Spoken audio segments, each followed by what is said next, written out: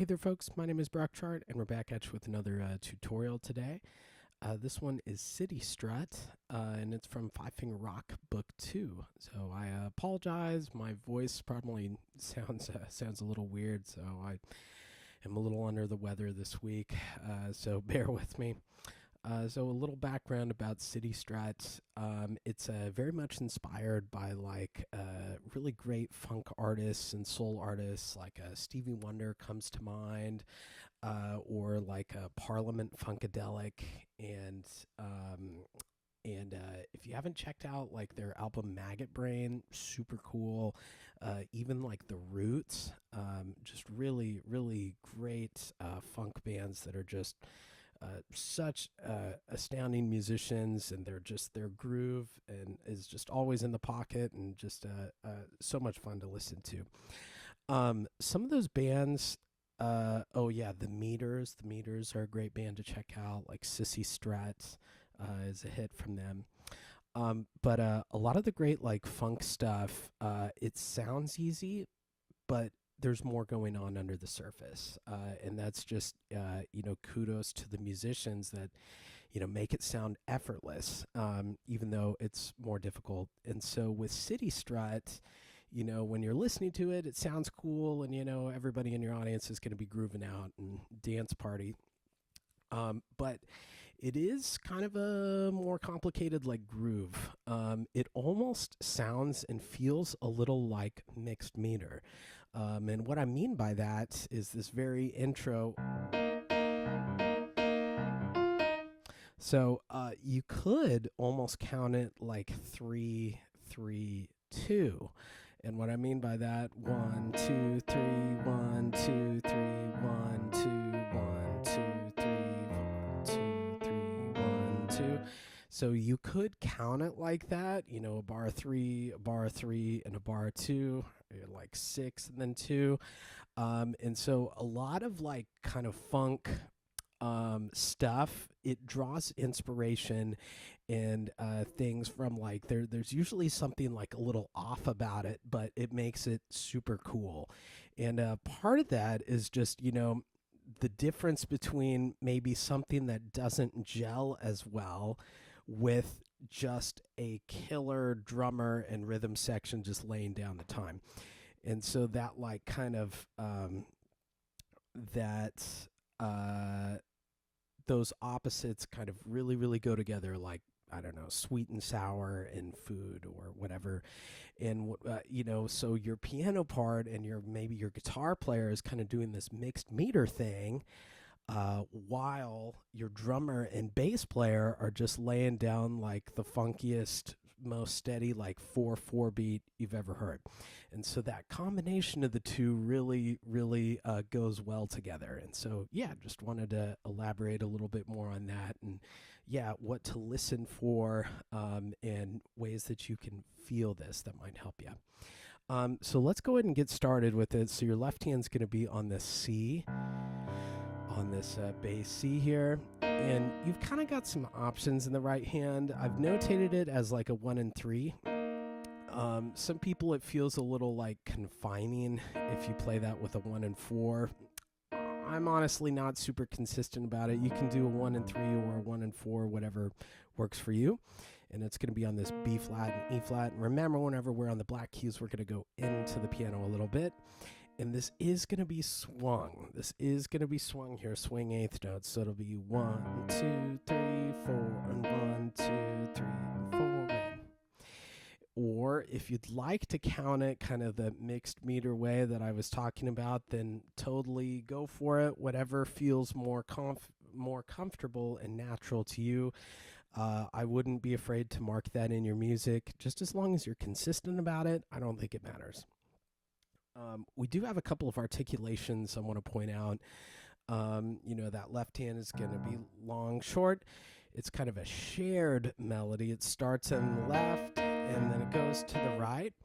The right hand has these carets on top of the quarter notes, and those, just a reminder, are marcatos, is the correct term, but a lot of jazzers, myself included, will call them housetops. And so it just means, yes, it's kind of a short note, but it's got a little more length on it, and you can bring it out a little bit more. So kind of a little more weight, and it's accented. 2, 3, 4.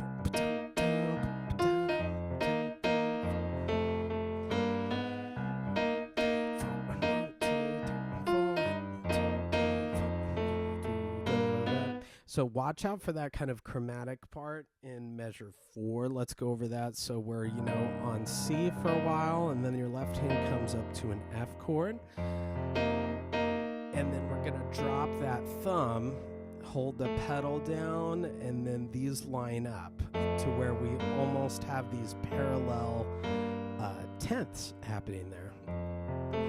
3, and then we go back. And it's kind of the same thing, but this time those bass notes, this F, G, C, the very first time, like in measure 4, but then the second time we go into kind of like the bridge, or I don't know, maybe the chorus, because it does repeat a lot. We'll call it the chorus. It goes that F, G, A flat, right there going into measure 9. So just be careful about that. Let's see. Let's look at measure 9. So this will be on the second page, and we're going to be kind of doing this kind of bluesy scale sort of thing, almost like a C blues scale. Actually, it is a C blues scale with that like B flat in there, and your left hand is just doing these kind of nice open fifths.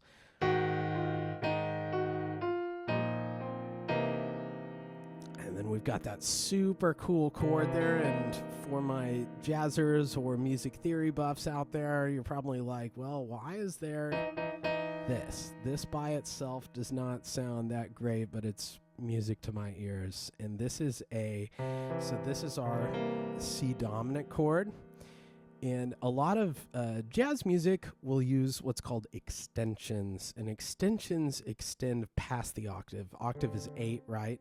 But a lot of jazz chords and jazz musicians will use things like 9s or 11s or 13s. Those are really the extensions that we see, but we can alter those.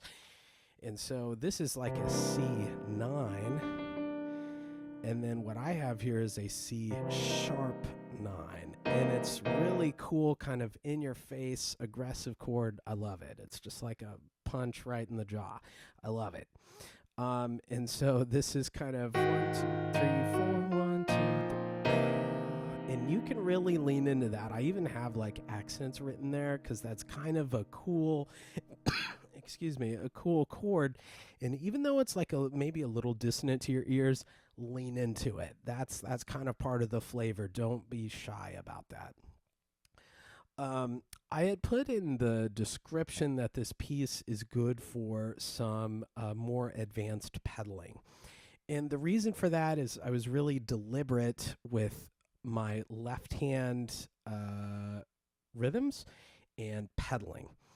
And so if you just practice the left hand here at the top of the second page, 1, 2, 3, 4, 1, 2, 3, 4, 3, 4, 1, 2, 1, 2, 3, 4, 2, 3, 4. So you can kind of hear when I'm counting out loud that number 1, I'm always like breathing in on those rests. I always think that helps me feel it better. And so there's supposed to be a couple of like breaks where there's not anything happening in the rhythm section, and my friends that are playing on the recording, very talented musicians, and you can hear that in their playing, and it's kind of a cool effect. It's a little bit more unpredictable, but it is kind of harder to play, and so that's something that I would definitely circle or to practice by itself. So let's try that maybe one more time, just left hand. Ready, go. 1 and 2 and 3 and 4 and 3, 4. 1, 2.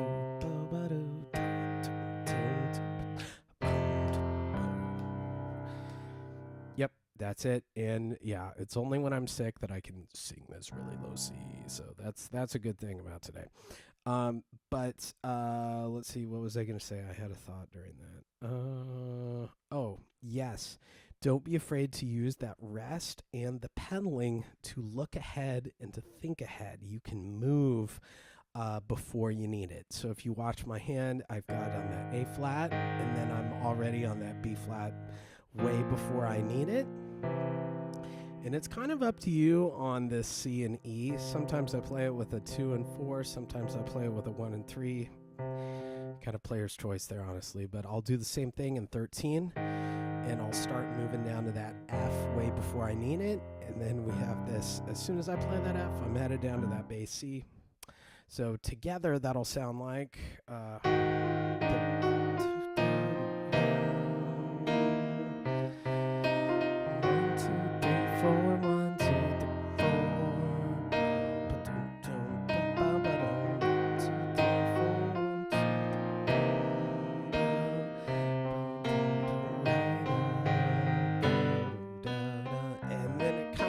back to our mixed meter groove a little bit. So watch out for the first inning and second inning. I will say that the second inning of this, it's kind of hard to do with the page turn. And, you know, it's, I don't know. I couldn't think of another way to do it because you do have to do a page turn. How I do it, and my hopes for this was to, you know, we got the pedal down. You can do a glissando with one hand while page turning with your other hand. And so that, excuse me. And so that's kind of my hopes, but it might take a little bit of practice just to get that coordination, and that would be something just to mark in and circle it or write in like page turn or whatever, just so you're prepared for it. So measure 20 will sound like this. Glissando and page turn. And the third page is basically the same thing as the second, but just right hand is up an octave. So with glissandos, I know that I have certain notes put in where it begins and where it stops. Honestly, I don't think I've ever played the same two notes twice.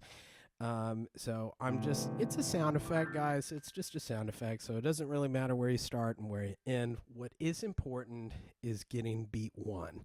And so if you wanted to, I think I do 3 beats of the glissando and then the 4th to get ready for the beat 1. And so make sure that you're holding the pedal down. It's a sound effect, and we're just really wanting to build sound. So if you listen to that, 1, 2, 3. So I don't glissando that whole 4 beats, the whole like honest 4 beats, maybe 3, maybe 3.5. It just kind of depends on the day. But this is really important right on beat 1. And so it's okay as long as you have the pedal down to, you know, you can be a little shorter on that. This is all the same. The only difference is the ending of it. So this will be in 32. We have this F sus that we've heard before, but we're going to lower that thumb to resolve it. And then that's the tune. But thank you so much for joining us. So I hope that you enjoy the piece, and I hope that this video helped you learn it. So thanks again for tuning in. I'll see you in the next one.